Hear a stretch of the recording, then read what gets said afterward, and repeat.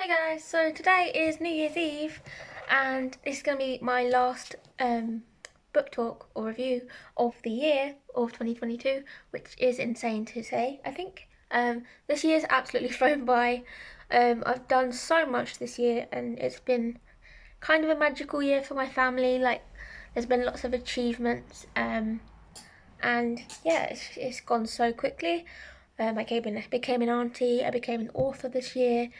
Um, I did a lot more on my booktube channel, which I'm planning to do a lot more of on 2023. Um, and I think my last book of this year, which I think I'll talk about, because I haven't done a book review in ages, is Gilded by Marissa Meyer. She's one of my long-term favourite authors. I absolutely loved her Lunar Chronicles series. I did start reading her Heartless book, which was an Alice in Wonderland retelling. Didn't really get into it, but it is in my list of books to go back to at some point. Because sometimes I'm just not in the right mindset to actually read it and enjoy it. But then I'll read it later on and I absolutely love it. Um, but yeah, so this one is what I didn't realise when I actually bought it, Rumpelstiltskin retelling. Um, and I only really knew of Rumpelstiltskin the brief stories. I think I knew a little bit about it during watching Once Upon a Time on Netflix, a great series which I will probably end up going back into watch because I did watch a couple of seasons and get into it. Um, this book was just beautifully done. It was beautifully written, of the description of the castle, but I just loved how it had like a ghostly vibe, very much of a ghostly vibe. Um, the character Cyrilda is the daughter of a miller, um, and she ends up being cursed, or she's telling stories. So her curse is storytelling, but she tells lies. And she has these like golden flecks in her eyes, um, which makes people think she's cursed and they don't trust her, or like believe in her. So she's constantly seen as like an outcast and really struggles with that. But she is like a kind of like a teaching assistant, I think, a bit like what I am. But only she works with like really little children. In her like tiny village community. There's very lot of I think it's a lot of like German mythology, which I thought was really cool. I hadn't really seen much of that in any books before, so that was quite refreshing. And you could tell that a lot of the names were German inspired or German sounding. So yeah, she lives on her own with their father. She has heard of like rumors of her mother running away. You're not sure if she died or what happened to her. And that is one of Cyrilda's biggest issues in the book, that the mysteries that she wants to solve. Um, so she starts telling stories to the kids of this evil king type figure. I think he's called the Earl King, and he's got all of these different creatures in his palace, or castle, and um, so at certain periods during the book, so it's spread out into different sections.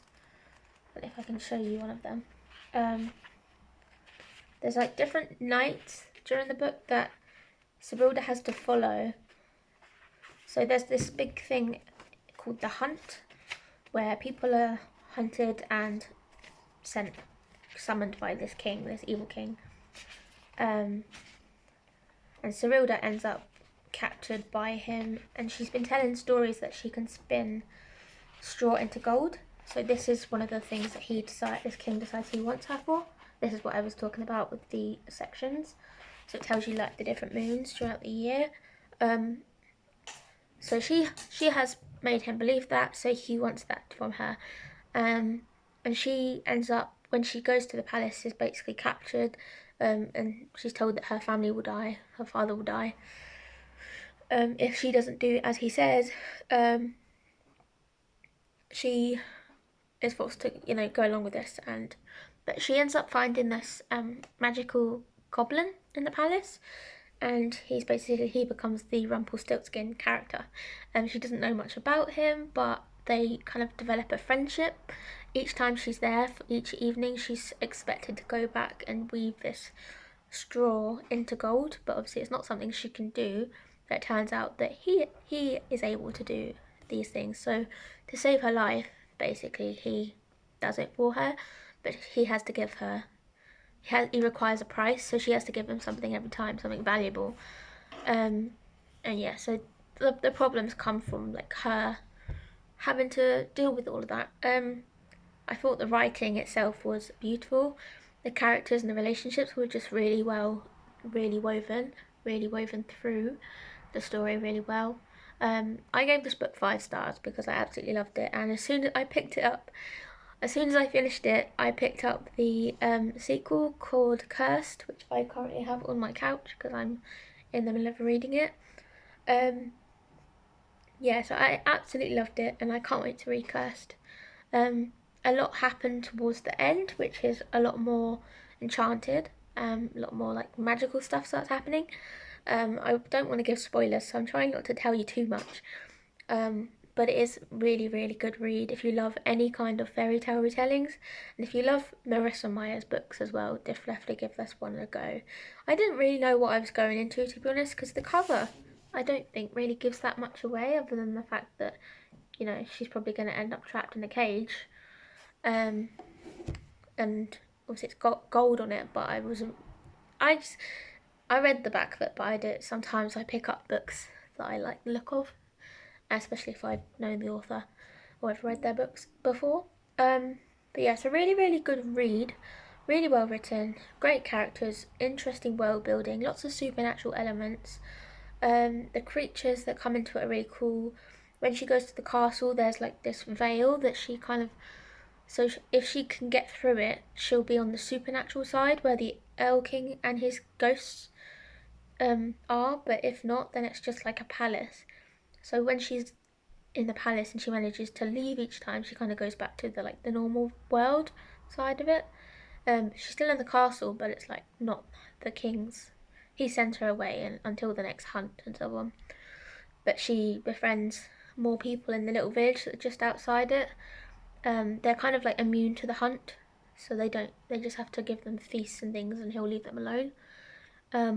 But she's doing her best to save her village because, like I say, more comes out of it later on, without telling you too much. But she's forced to kind of protect the people she cares about, and I really enjoyed the ending without telling you what it is, and to inspire you to go and give it a go, give it a read.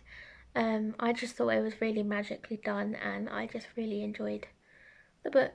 I thought it was a little bit slow at times because sometimes it was just conversations and things, but it didn't stop me giving the book 5 stars, and I really enjoyed it. So yeah, if you like retellings, definitely give this one a try. And I can't believe that's my last book to my last review of the year. So crazy. I'm gonna try and do a lot more next year because I did find that I was reading a lot of books but not really reviewing them and just doing a lot of author videos. But the plan is to try and do more reviews, more book related stuff this year, and yeah, it's one of my big resolutions, as well as writing and talking about writing and things like that. But yeah, thank you guys and have a lovely new year, and I will talk to you in my next video, which will be in 2023.